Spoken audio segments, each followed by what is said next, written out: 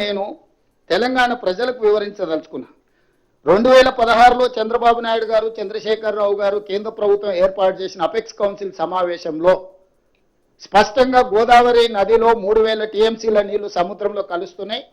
వాటిని రాయలసీమ ప్రాంతానికి సంబంధించిన కృష్ణా పెన్నా బేసిన్కు తరలించడం ద్వారా కరువు ప్రాంతాలను సస్యశ్యామలం చేస్తామని ఆ రోజు అక్కడ మాట్లాడినారు. దాన్ని ముందుకు తీసుకెళ్లాలని చంద్రశేఖరరావు గారే మొట్టమొదట ప్రతిపాదించింది. ఈ రోజు ఏదైతే గోదావరి బంకంచెర్ల ఆంధ్రప్రదేశ్ చంద్రబాబు నాయుడు గారు మొదలు పెట్టినరో 2016లో చంద్రశేఖరరావు గారు, చంద్రబాబు నాయుడు గారు మాట్లాడుకున్న ప్రాతిపదికనే ఈ రోజు వాళ్ళ ప్రాజెక్టును ముందుకు తీసుకెళ్ళి 2019లో జగన్మోహన్ రెడ్డి గారు, చంద్రశేఖరరావు గారు పూర్తి స్థాయిలో మాట్లాడుకొని ప్రాజెక్టు డిపిఆర్లు అన్ని రెడీ చేసి పెద్దన్నగా సహకరిస్తాను చంద్రశేఖరరావు గారు చెప్పడమే కాకుండా రాయలసీమ పర్యటన సందర్భంగా శ్రీమతి రోజా గారి ఇంటి దగ్గర ఏం మాట్లాడినరో, ఇప్పుడు వారు ఎప్పుడు వివిధ సందర్భాలలో ఏం మాట్లాడినరో మీకు చూపించిన. ఇప్పుడు వారు ఇంత స్పష్టంగా గోదావరి జలాలను రాయలసీమకు సంబంధించిన కృష్ణా బేసిన్, పెన్నా బేసిన్కు తరలించడం ద్వారా రాయలసీమను రతనాల సీమలుగా చేస్తా అని చెప్పిన తర్వాత బేసిన్లు లేవు, భేషజాలు లేవు, మేము కలిసి పనిచేస్తాం, కలిసి ముందుకు సాగుతాం, సమర్థుడైన యువకుడు ఆంధ్రప్రదేశ్ ముఖ్యమంత్రిగా జగన్మోహన్ రెడ్డి గారు ఉన్నారు, నేను పెద్దనగా పూర్తిగా సహకరిస్తానని చంద్రశేఖరరావు గారు చెప్పిండ్రు.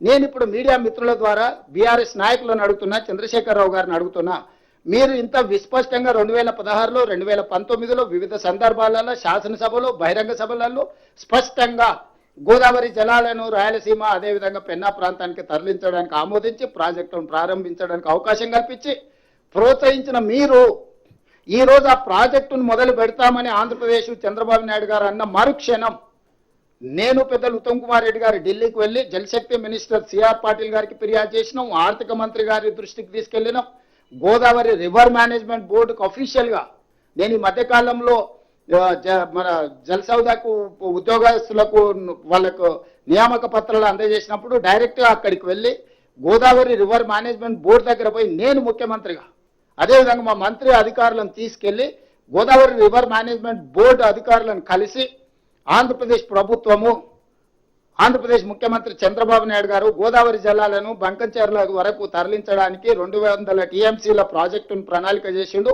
పరోక్షంగా ఇంకొక 100 టీఎంసీలు, ఇది 200 టీఎంసీల ప్రాజెక్టు కాదు, ఇది 300 టీఎంసీల ప్రాజెక్టు.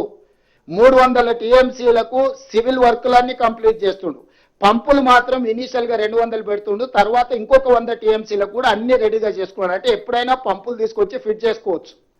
సో కాలువలు కానీ లేకపోతే టన్నెల్స్ కానీ లేకపోతే రిజర్వాయర్లు కానీ 300 టీఎంసీలకు సంబంధించిన ప్రణాళికలు సిద్ధం చేసుకొని ఈ వరద జలాలను లిఫ్ట్ చేసే కాదు ఇప్పుడు 200 టీఎంసీలను మాత్రమే లిఫ్ట్ చేయడానికి అవసరమైన పంపు సెట్లు పెట్టుకుంటున్నాడు. ఇది 200 టీఎంసీల ప్రాజెక్టు కాదు, ఇది 300 టీఎంసీల ప్రాజెక్టు. ఆనాడు చంద్రశేఖరరావు గారు 400 టీఎంసీలకు ప్రతిపాదన ఇచ్చిండు. 400 టీఎంసీలు తరలిస్తే 100 రోజుల్లో రోజుకు 4 టీఎంసీలు తరలిస్తే 400 టీఎంసీలు వస్తే 400 టీఎంసీలు వస్తే కృష్ణా బేసిన్లో ఉన్న రాయలసీమకు అదేవిధంగా పెన్నా బేసిన్లో ఉన్న నెల్లూరు, ప్రకాశం ప్రాంతాలకు కూడా నీళ్లు తరలించవచ్చు, ఆ ప్రాంతం బాగుపడుతుంది, పంటలు పండుతాయని చంద్రశేఖరరావు గారు వారికి సూచన చేసిండు. ఏ కారణాల చేతనో చంద్రబాబు నాయుడు గారు మొదటి విడతగా 200 టీఎంసీలు, మళ్ళీ విడతగా 300 టీఎంసీలు, ఇంకొక 100 టీఎంసీలు కూడా ఈ విధంగానే ఊరుకుంటే మళ్ళొకసారి చంద్రశేఖరరావు గారు వారికి ఇక కానివ్వండి అని చెప్పిండనంటే 400 తీసుకుపోయినా ఆశ్చర్యం లేదు. ఈరోజు అందుకే మేము రోడ్డు మీద పడి ఆగి చేయదలుచుకోలే, ఎందుకంటే మేము బాధ్యతతో ఉన్నాం, బాధ్యతతో కూడుకున్న విధానాలని ఆచరించాలనుకున్నాం. అందుకే ఈ ప్రాజెక్టు ప్రతిపాదన జరిగిన ఎంబడే చంద్రబాబు నాయుడు గారు అక్కడ శాసనసభలో మాట్లాడిన ఎంబడే నేను ఉత్తమ్ కుమార్ రెడ్డి గారు వెళ్ళి స్పష్టంగా గోదావరి రివర్ మేనేజ్మెంట్ బోర్డుకి మేమే సొంతంగా వెళ్ళి ఫిర్యాదు చేసినాం. గోదావరి రివర్ మేనేజ్మెంట్ బోర్డు తర్వాత జలశక్తి మంత్రి దగ్గరకు వచ్చి ఫిర్యాదు చేసినాం. అదేవిధంగా ఆర్థిక మంత్రి గారికి వేరే సందర్భంలో కలిసినప్పుడు ఈ అంశాలను ప్రస్తావించడం, ఎందుకంటే కేంద్ర ప్రభుత్వం ఆర్థిక సహాయం అందించబోతుంది. అదేవిధంగా వివిధ బ్యాంకుల నుంచి ఎఫ్ఆర్బిఎం పరిధిలో కాకుండా అవుట్ ఆఫ్ ఎఫ్ఆర్బిఎంలో లోన్లు ఇవ్వడానికి ఏదో ప్రయత్నాలు చేస్తున్నారని పత్రికల్లో వస్తున్నాయని మేము చదివినాం అని ఓరల్గా చెప్పడమే కాకుండా సంబంధిత శాఖ మంత్రి జలశక్తి మంత్రి గారికి లేఖ రాయడం కూడా జరిగింది అధికారికంగా ఈ వివరాలన్నీ పెట్టి. జలశక్తి మంత్రి గారు కూడా మాకు వెనక్కి స్పష్టంగా లేఖ రాసిండు. ఇంతవరకు వాళ్ళు మాకు ప్రాజెక్టు రిపోర్టే ఇవ్వలేదు, ప్రాజెక్టు రిపోర్టు మీ అభ్యంతరాలను పరిగణలోకి తీసుకోకుండా అనుమతి ఇచ్చే సమస్యనే లేదు, ఏ రకంగా కూడా ఇంతవరకు మా దృష్టిలో లేదు. మేము ఖచ్చితంగా చర్యలు తీసుకుంటాం. సిఆర్ పాటిల్ గారు మళ్ళీ ఉత్తమ్ కుమార్ రెడ్డి గారికి లేఖ రాయడం జరిగింది. ఈరోజు ప్రభుత్వం ఎక్కడో నిర్లక్ష్యం వహించలేదు. ప్రభుత్వము, రాజ్యాంగబద్ధ సంస్థలు కేంద్ర ప్రభుత్వానికి అన్ని రకాలుగా ఫిర్యాదులు చేయడం, అధికారికంగా లేఖలు చేయడం, కలవడము, పోవడము, రావడము, అన్ని విషయాలను క్షుణ్ణంగా బాధ్యతాయుతంగా మేము ముందుకు తీసుకువెళ్తున్నాము. ఉన్న పలంగా హరీష్ రావు గారు బయటకు వచ్చేసి మొత్తం తెలంగాణకు అన్యాయం జరిగిపోతుంది, మొత్తం నీళ్ళన్నీ తరలించుకుపోతుండే చంద్రబాబు నాయుడు, రేవంత్ రెడ్డి మౌనంగా ఉన్నాడు, ఉత్తమ్ కుమార్ రెడ్డి గారు ఉత్తగానే కూర్చున్నాడు అని బకెట్ల బురద తీసుకొని చల్లుకుంటే వెళ్తున్నాడు. అయ్యో, ఈ పాపానికి పునాది వేసింది మీ మామగారు. ఆ రోజు నువ్వు మంత్రి, నువ్వే ఆ సమావేశంలో ఉన్నావు. అయితే గీతే ఎవరినైనా శిక్షించాలంటే చంద్రశేఖరరావు గారిని, హరీష్ రావు గారిని శిక్షించాలి. ఒకవేళ గోదావరి బేసిన్లో తెలంగాణ ప్రాజెక్టులకు అన్యాయం జరిగి తెలంగాణ ప్రాజెక్టులకు ఒకవేళ తీరని ఏదైనా ద్రోహం జరిగితే ఉరిదీయాల్సింది చంద్రశేఖరరావును, హరీష్ రావునే. సర్వ పాపాలు చేసింది మీరు, పాపాల భైరవులు మీరు, తెలంగాణకు అన్యాయం చేసింది మీరు. కాంట్రాక్టర్లు ఇచ్చే కమిషన్లకు మీ ఇద్దరి కలయికనే ఒక కాంట్రాక్టర్ పెట్టిన సమావేశం.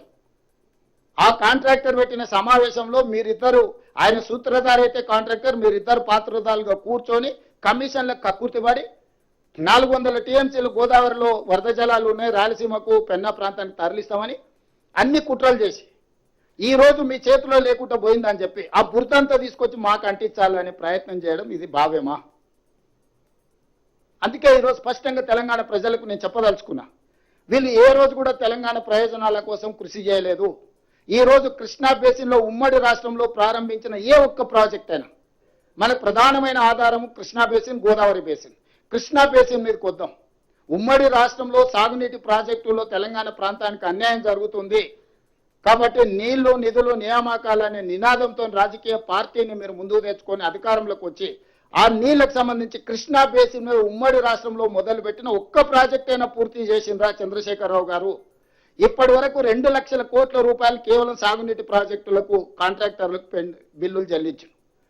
పాలమూరు జిల్లాలో మొదలైన ఏ ప్రాజెక్ట్ అయినా భీమా, నెట్టంపాడు, కోయిల్ సాగర్, కల్వకుర్తి, పాలమూరు రంగారెడ్డి ఎత్తిపోతల, నల్గొండలో ఎస్ఎల్బిసి, అదేవిధంగా ఇంకా మిగతా ప్రాజెక్టులు ఆ నుంచి ముందుకు వెళ్తే ఖమ్మం జిల్లాలో ఉన్న ఇందిరాసాగర్ లేకపోతే రాజీవ్ సాగర్ లాంటి ప్రాజెక్టులు, గోదావరి బేసిన్లో మొదలుపెట్టిన ప్రాణహిత చేవెళ్ళ కావచ్చు, ఇతర ప్రాజెక్టులు కావచ్చు, దేవాదులు కావచ్చు, సమ్మక్క సారలక్క కావచ్చు, ఏ ఒక్క ప్రాజెక్ట్ అయినా ఈ 10 సంవత్సరాలలో మీరు పూర్తి చేసిండ్రా? ఆనాడు తుమ్మిడిహెట్టి దగ్గర మొదలుపెట్టి ప్రాజెక్టు కట్టినుంటే అసలు లిఫ్టులు లేకుండానే గ్రావిటీతోనే ఈరోజు ప్రాజెక్టులన్నీ కంప్లీట్ అయ్యి మొత్తం ఉత్తర తెలంగాణ సస్యశ్యామలం అయ్యేది ఉండే. కానీ కాసుల కక్కుర్తితోటి తుమ్మిడేటి దగ్గర కట్టకుండా వదిలేసి అబద్ధాలు ప్రచారం చేసి మేడిగడ్డ, సుందిల్ల, అన్నారం లిఫ్టులు కట్టి పంపులు పెట్టి మీరు కట్టుడు కూలుడు 3 ఏళ్లలో జరిగిపోయింది. 1,00,000 కోట్లు ఆవిరైపోయినాయి. ఈరోజు 1,00,000 కోట్లు ఖర్చు పెట్టిన ప్రాజెక్టు 1,00,000 ఎకరాలకు కూడా నీళ్ళు ఇవ్వలేదని అంటే మిమ్మల్ని ఏమనాలి? ఈరోజు విచారణను ఎదుర్కొంటున్న సందర్భంలో, వాస్తవాలు బయటకు వస్తున్న సందర్భంలో తెలంగాణ ప్రజల్ని తప్పుదోవ పట్టించాలని చెప్పి లేనిది ఉన్నట్టుగా మొత్తం ఒక అబద్ధాన్ని ప్రచారం చేసి ఈ అబద్ధాల ముసుగులో మీరిద్దరు బతికి బట్టగట్టాలని ప్రయత్నం చేస్తున్నారు. నేను అడుగుతున్న సూటిగా సాగునీటి ప్రాజెక్టుల మీద ఇప్పటివరకు 2 లక్షల కోట్ల రూపాయలు బిల్లులు చెల్లించరు. ఇంకొక 2 లక్షల కోట్ల రూపాయలకు టెండర్లు పెండింగ్ ఉన్నాయి. ఈ రోజు రాష్ట్ర ఆర్థిక పరిస్థితి ఎట్లుందో నేను మళ్ళీ చెప్పాల్సిన అవసరం లేదు. ఈ రోజు ఒక 1000 కోట్లు ప్రతి నెల సాగునీటి ప్రాజెక్టులకు ఖర్చు పెట్టి ఎట్లయినా వీటిని పూర్తి చేద్దామంటే 500 కూడా ఇవ్వలేని పరిస్థితి వచ్చింది రాష్ట్ర ఆర్థిక పరిస్థితి. 10 ఏళ్ళు 2 లక్షల కోట్ల రూపాయలు ఖర్చు పెడితే 1500 కోట్లతోని పూర్తి కావాల్సిన కల్వకుర్తి పూర్తి కాలేదు, 500-600తో పూర్తి కావాల్సిన కోయిల్ సాగర్ కానీ, భీమా కానీ, నెట్టంపాడు కానీ పూర్తి కాలేదు. దేవాదులు అక్కడనే ఉంది, కాంతానపల్లి అక్కడనే ఉంది, సమ్మక్క సారలకు అక్కడనే ఉంది, ప్రాణహిత చేవల్ల ఎడారిగా మారింది, తుమ్మిడిహెట్టి దగ్గర తట్ట మట్టి కూడా తీయలేదు. మొత్తం ప్రాజెక్టులను గాలికి వదిలేసి ఏడ పంపులు పెట్టి ఏడ లిఫ్టులు పెడితే ఏడ మా ఇల్లు నిండుతుందో అని ఒక ప్రణాళికబద్ధంగా మొత్తం రాష్ట్రాన్ని ఆర్థిక వ్యవస్థను దోసుకొని ఈరోజు అక్కసుతోని, అసూయతోని అబద్ధాల ప్రచారం కల్పించి నిరంతరం 24 గంటలలో 18 గంటలు కష్టపడి సీతారామకు నీటి కేటాయింపులు మేము తెచ్చినాం, సమ్మక్క సారలకు ఒక కొలికి పట్టుకొచ్చినాం, పాలమూరు రంగారెడ్డి ఎత్తిపోతల నీటి కేటాయింపులను ఒక కొలిక్కు పట్టుకొచ్చినాం. కల్వకుర్తి ప్రాజెక్టును పూర్తి చేసే ప్రయత్నం చేస్తున్నాం. ఈ రోజు సంగంబండ నుంచి అన్ని ప్రాజెక్టులను పూర్తి చేయడానికి ప్రయత్నం చేస్తాం. ఎస్ఎల్బిసి 42 కిలోమీటర్ల టన్నెల్ 30 కిలోమీటర్లు కాంగ్రెస్ కంప్లీట్ అయితే సంవత్సరానికి 1 కిలోమీటర్ కొడితే కంప్లీట్ అయ్యేది. గ్రావిటీతో 3,60,000 ఎకరాలకు ఫ్లోరైడ్ ప్రాంతమైన నల్గొండకు నీళ్ళు వస్తాయనుకుంటే దాన్ని అక్కడ పడవ పెట్టిన దాంట్లో కమిషన్లు రావాలి. మనమే కష్టపడి తిరిగి ప్రారంభిస్తే అనుకోకుండా దుర్ఘటన జరిగితే అక్కడ మనుషులు చచ్చిపోతే పైశాచిక ఆనందం. అసలు వాళ్ళ కళ్ళలో మనుషులు చచ్చిపోయినప్పుడు ఎప్పుడైనా హరీష్ రావు గారి ఫేస్ చూడండి, కేటీఆర్ ఫేస్ చూడండి, ఇట్లా వెలిగిపోతూ ఉంటుంది, ఇట్లా బల్బ్